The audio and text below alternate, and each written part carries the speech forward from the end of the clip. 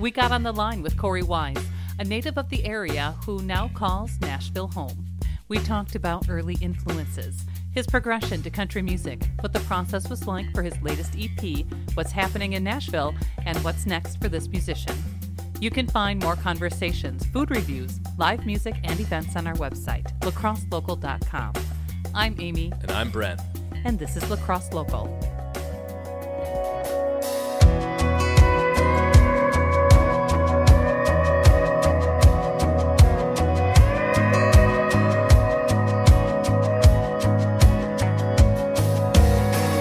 I seen your dad in the driveway working on that old Mercury 63, and I'd love to give him a hand, but he just can't shut his mouth about you. My name's Corey Wise. I was actually born in La Crosse, Wisconsin, and I actually graduated high school up by Upper Michigan. And then I went to college in La Crosse at Western TC. Yeah, I went there, and that's where I kind of started playing music, was playing a lot of small town bars in the Coulee region. My dad's from Arcadia, Wisconsin, and that's kind of where I got my start, just playing for the bare minimum, for tips, just going out from there. Were you always a singer and a guitar player, or when did that start? Like, when was your first instances of, being exposed to actually thinking that you could play and sing? I was in high school, and I got this junior Les Paul guitar, electric, and I started playing like a lot of CCR, a lot of the classic rock type stuff, and that's kind of where I got my start on guitar. And then towards the end of high school, I started trying to write my own songs, and they weren't good by any means. That was basically where I just started, and I wanted to play because, the cliche, like, girls, playing around the campfire for all your friends and stuff. Oh, yeah. There was nothing like it. And then, so once I moved down to college, I decided that I wanted to kind of start doing this more and try to make money off of it. You referenced Creedence. Who are some of your musical influences growing up? Like, what kind of, from early age to on? So I kind of went through, just like every kid, you go through a lot of different phases in music. I grew up listening to everything, George Jones, Merle Haggard, Conway Twitty, all those old guys, both on my mom and dad's side. And then once I got into, like elementary school, middle school, I was listening to a lot of rap, a lot of like Eminem and stuff. Then I got into the classic rock, kind of from my dad more of. Towards the middle of high school, I started getting back into country music. And since then, it's basically been country mixed in with a little bit of rap I listen to still. But so, coming back to country, did it just make sense? Was there a defining moment in that, or was it just something that you thought you fit that genre in some ways? Well, just being that I grew up listening to country, and that's all I knew, from an early childhood. Both my mom and my dad listened to it heavily, so it was kind of embedded in me. When I was, like I said, when I was in high school, that was when I really started to get back into it, just because it just seemed natural, Digging into your latest EP and some of your past writing, and also your social media, just checking out, the different events that you played. Looks like it started in 2014 when you had a full band, or you'd be doing solo all the way up to pre-COVID. How was that experience for you, COVID hitting? Man, it's so funny. I just remember them being like, like 2 weeks, and then we should be back on track, and it wasn't much for us artists and stuff, we're just like, oh, cool, a little break. And then obviously it just kind of grew, more and more. And then it started looking like we weren't going to be doing like live shows for a long time, and so that's when I got my first experience on like Zoom, Zoom writing with people, over the camera, and then also live, like Facebook Live, Instagram Live, like kind of concerts, I guess. And I put up like my Venmo account so people could, pay through that. It was a learning experience. I learned a lot about social media and all this stuff, and it did help me in the long run because now I know more about it. Yeah, I would say COVID gave me a lot of good songs because I had so much time on my hands. But when it came to playing, it was like, there wasn't much. And I think everybody kind of went through that, had to knock the rust off afterwards. Looking at your, I think it's a couple singles, EP, you got a couple songs, Wonder Why, Small Town Talking. Is that what came out of COVID, or what was the process for that? Wonder Why. Yeah. And they were both written during COVID, actually.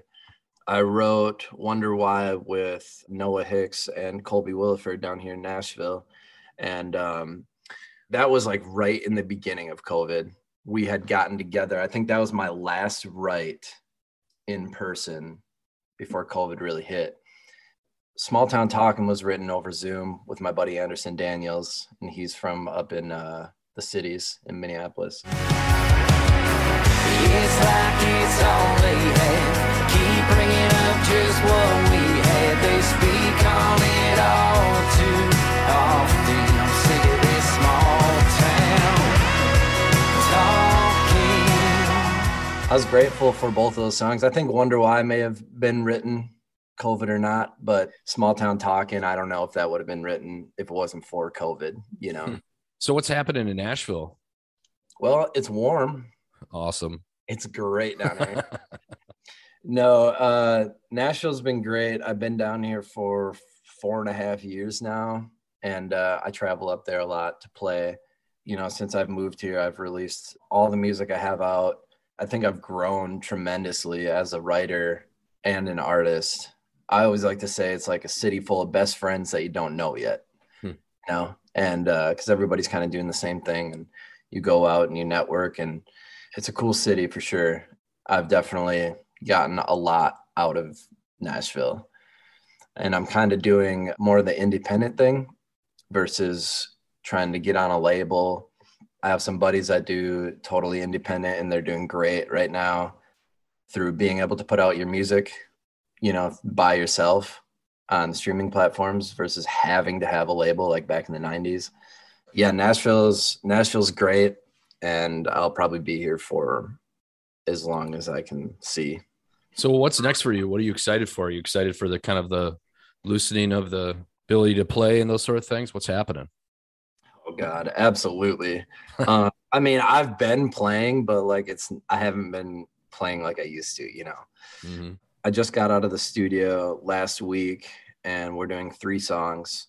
And I haven't announced it or anything yet, but we're doing 3 songs, and I'm going to release them probably about 2 weeks apart as singles. Mm-hmm. And it'll be a totally different sound from what I usually do, because right now I was kind of trying to figure out my sound, really. And I think I kind of captured that in what I'm doing now. It's more of an Americana country type thing, like harmonica, fiddle, that kind of stuff. More traditional. That's kind of my roots. So that's what I'm looking forward to.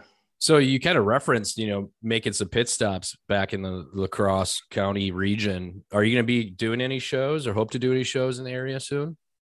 I just booked a show in Ettrick, Wisconsin, Blair, Wisconsin, and Centerville, Wisconsin. Just at a few bars, just doing an acoustic thing, kind of like a 4-day run. That'll be the 17th, 18th, 19th, and 20th, I believe, of March. Yeah, so I'll be back up there. Full band. I got some stuff coming up in La Crosse area this summer. I'm not sure if I can talk about those yet, but I mean, there's a few that'll be big, and I'm excited for. So is the full band, is that something that people are from around here that you pull back together, or is this a crew that you're going to bring on the road? When I do band stuff, I just bring up guys from down here. I have 3 other dudes, and then sometimes a sound guy that I'll bring up, and we'll pile in the van, and we got a trailer, and then we'll make our way up there. We used to have my original band was the Corey Weisenberger band. Mm-hmm. And that was, we did Riverfest, we did Oktoberfest one year, kind of all the festivals in the area. once I moved down here, I kind of made a decision to totally get rid of that band and then kind of start something with guys from down here. I'll be with my guys from down here when we play up there ever. Cool.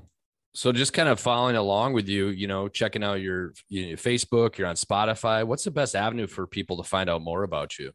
I have a website. It's CoreyWiseMusic.com. And from there, you should be able to access like my Instagram, like where I'm playing, Facebook. I mean, I guess the best place to see where I'm playing, if you're in that area, I would say my Facebook page, which is Facebook.com/Corey Wise Country. There I post the most about playing like locally in that area. All my full band shows and everything I post on like Instagram and stuff, or on the website. You can see where I'm playing. La Crosse Local Podcast is a production of River Travel Media. Do you have an interview idea you'd like to share with us? Message us on Facebook at La Crosse Local.